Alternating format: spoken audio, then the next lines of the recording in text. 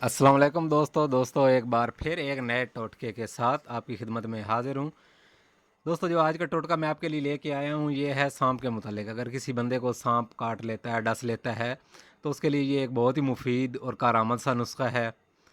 दोस्तों ये दवाई जो है ये आप घर में बना के रख भी सकते हैं। वैसे भी मौसम आ रहा है सांप बिच्छू के काटने का, ये यानी इस मौसम में वो बहुत ज़्यादा कसरत से पाए जाते हैं। बिच्छू के काटने का इलाज तो मैंने आपको पहले इससे पहले वाले नुस्खे में बता दिया है। तो अगर किसी शख्स को सांप काट लेता है तो आपने करना क्या है कि आप इस तरह करें कि किसी पंसार की दुकान पे जाएं, उसको कहें कि मुझे रेठा जो होता है उसका बीज चाहिए, पोस्त रेठा, ठीक है ना, पोस्त बीज को ही कहते हैं।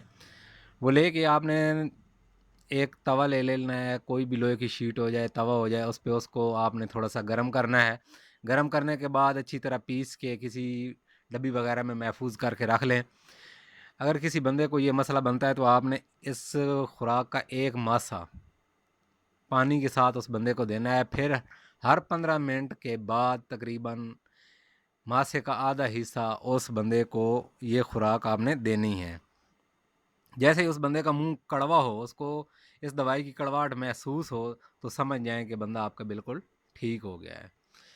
दोस्तों ये दवाई कोई मुज़र नहीं है, हर लिहाज से बेहतर है, कोई नुकसान वाली चीज़ इसमें नहीं है ना, ये किसी किस्म का नुकसान देगी। ये बहुत ही फ़ायदेमंद है। पुराने दौर में इसी तरह अगर किसी शख्स को सांप वगैरह काट लेता था तो यही चीज़ें जो होती थी देसी, यही इस्तेमाल करवाई जाती थी।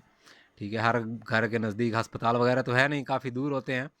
तो आप ये दवाई बनाकर महफूज करके रख लें घर में। अगर किसी शख्स को, पड़ोसी को, किसी को कोई मसला बनता है तो आप उसको ये फ़ौरन दे सकते हैं।